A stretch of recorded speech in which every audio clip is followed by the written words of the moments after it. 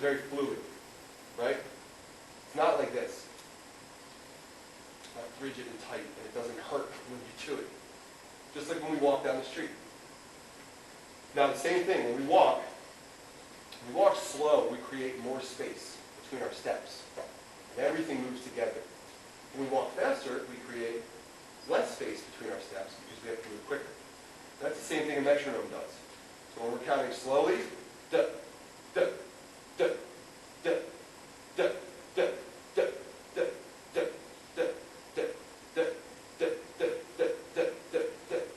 duh,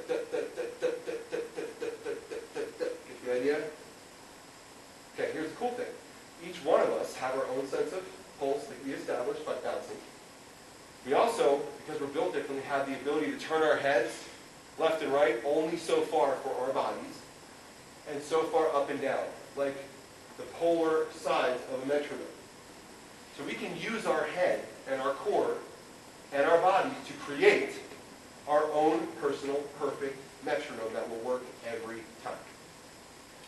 There's two ways to do it. Bouncing left and right, 1, 2, 3, 4, or bouncing up and down, 1 and 2 and 3 and 4 and. And I'll explain how you can use both depending on your comfortability with this group. Here's how I do, right? And this is the next step to practice. Take one of these and play this groove like this. Don't worry about counting yet.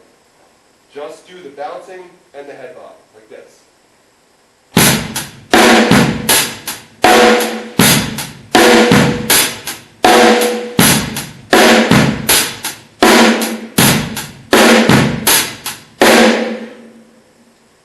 Now the thing that happens when you play this beat and try to do that, if you've never done it before, is that we try to really compensate for that upbeat on the two ends, on the kick. And what that might look like in terms of the performance is a very rushed, jolty accent that looks like this, maybe. This is what might happen to you. If it does, don't feel bad. Laugh, because I'll show you what it might look like.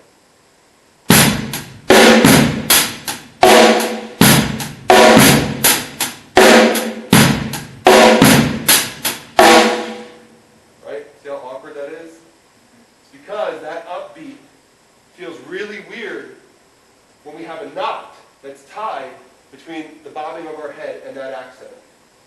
So that is you, and you're trying it left and right. The best thing to do is to try to bob your head up and down and count the eighth notes and feel the upbeat as an actual purposeful motion with the kick, so that you can stay fluidly moving and hit the kick drum as you go up, just as you hit the kick drum going down, like this.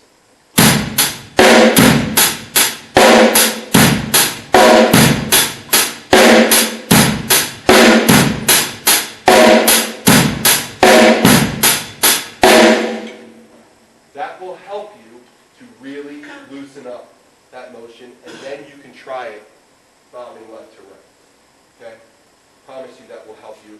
And it'll be amazing when you do this, because you will start to feel it, and everything will relax, and you'll breathe better, and your groove will sound better. And I highly recommend that when you do this exercise for the very first time, set up your camera, your phone, whatever, and film yourself. Nobody else has to see it, just you. But film yourself, and watch how you look. And then after you do these exercises for maybe a week or so, every day film it and watch the progression. You will be a different drummer. You will sound more fluid and more fat and just more powerful and more relaxed, and you will start to really embrace who you are on the drums. But the pinnacle of this exercise is doing it all together, really untying all the knots at once. So we're going to bounce in our seat, we're going to play the groove, we're going to count out loud, pretty loud, and we're going to bob our heads. And if you can do that, then you've graduated, and we'll talk about what's next. This is what it looks like.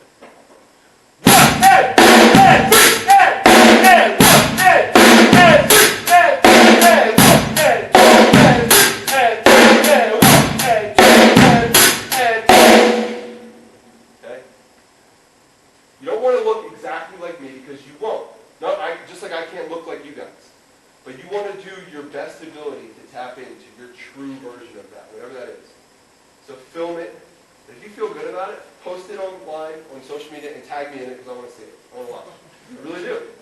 Because it's so exciting for me to see that progress. It's so simple as a beat, but it's so fucking hard when you actually try to do this.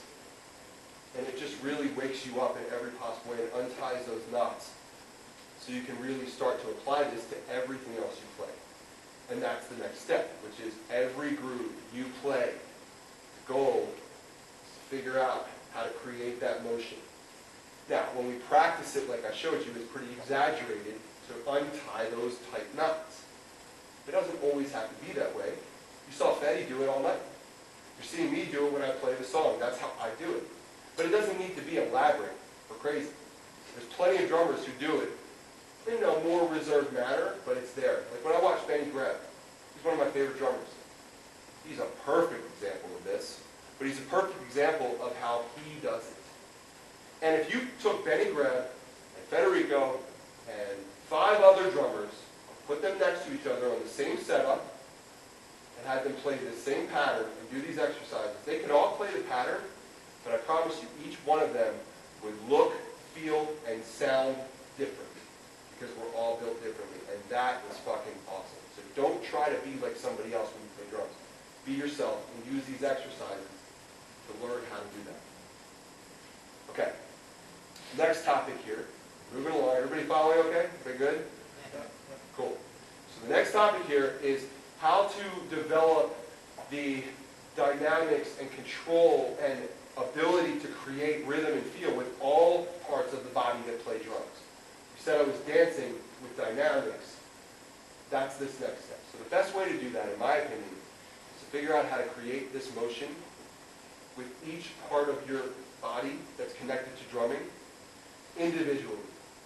The way that I do this is if I have a weak left hand that's rigid, then that's my focus, but I'm not going to use anything else on the drums except for my left hand and my head bobs or my bounces or some kind of metronome even in my left hand alone. But you don't even have to do this on the drum set. Do it on a table, do it on a steering wheel, do it on your chest, do it anywhere. But the goal, the exercise, is to just practice playing very simple beats that have rhythm connected to your body and create what should sound like a drum set. Like this.